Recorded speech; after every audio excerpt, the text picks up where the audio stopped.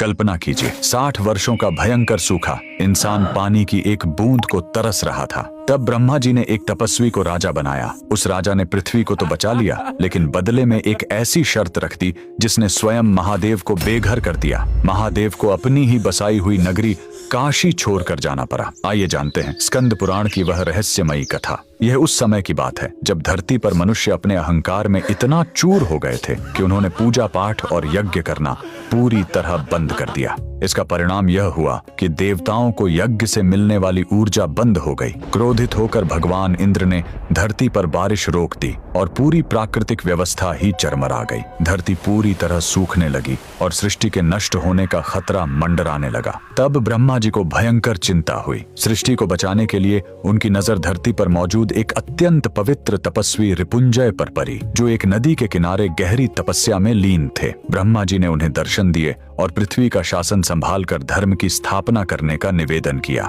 रिपुंजय मान तो गए, लेकिन उन्होंने परमपिता ब्रह्मा के सामने एक बहुत ही कठोर शर्त रख दी। रिपुंजय ने कहा, मैं पृथ्वी का राजा तभी बनूंगा जब धरती पर अदृश्य रूप में मौजूद सभी देवी देवताओं को अपनी अपनी लोक वापस जाना होगा, ताकि मेरे शासन में कोई ईश्वरीय दखल ना हो। पृथ्वी को बचाने के लिए ब्रह्मा जी को यह शर्त माननी पड़ी। इसी शर्त के कारण देवताओं के साथ साथ भगवान शिव को भी अपने त्रिशूल पर बसाई अपनी प्रिय नगरी काशी को भारी मन से छोड़कर जाना पड़ा। रिपुंजय, जो अब राजा दिवोदास बन चुके थे, उनके अद्भुत शासन से धरती फिर से हरी भरी, सुखद और मनमोहक हो गई। लेकिन उधर भगवान शिव को अपनी काशी की बहुत याद सताने लगी। राजा की एक शर्त यह भी थी कि अगर उनके राजपाट में कोई भी कमी या अधर्म पाया गया तो वे अपना पद त्याग देंगे। राजा की कमी ढूंढने के लिए महादेव ने पहले अपनी 64 योगिनियों को भेजा, फिर अपने गणों को भेजा और यहाँ तक कि ब्रह्मा जी भी काशी आए, लेकिन किसी को राजा के शासन में कोई कमी नहीं मिली। उल्टा वे सभी काशी की सुंदरता देखकर वहीं बस गए।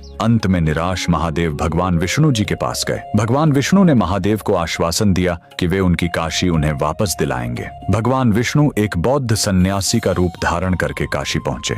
उन्होंने राजा दिवोदास से मिलकर उन्हें मोह माया और जीवन के सत्य का ऐसा ज्ञान दिया कि राजा के मन में वैराग्य उत्पन्न हो गया। राजा ने खुशी खुशी अपना राजपाट त्याग दिया और मोक्ष की प्राप्ति के लिए चले गए। और इस तरह एक बार फिर भगवान शिव को उनकी प्रिय नगरी काशी वापस मिल गई। आपको जानकर हैरानी होगी कि जिस जगह पर सन्यासी रूप में भगवान विष्णु ने काशी में सबसे पहले अपने कदम रखे थे, वहाँ आज भी गंगा और वरुणा नदी के संगम पर आदि केशव मंदिर मौजूद है। यह काशी में भगवान विष्णु का सबसे पहला और प्राचीनतम मंदिर माना जाता है, जो आज भी इस सत्य घटना की गवाही दे रहा है। अगर आपको यह अनसुनी कथा पसंद आई हो तो कमेंट्स में हर हर महादेव जरूर